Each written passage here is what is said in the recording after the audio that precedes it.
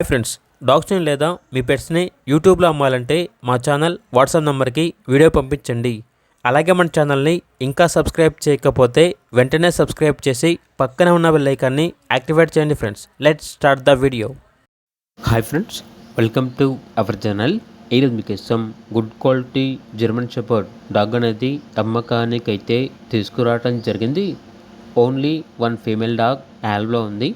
Dog యొక్క age వచ్చేసి 1 year 4 months.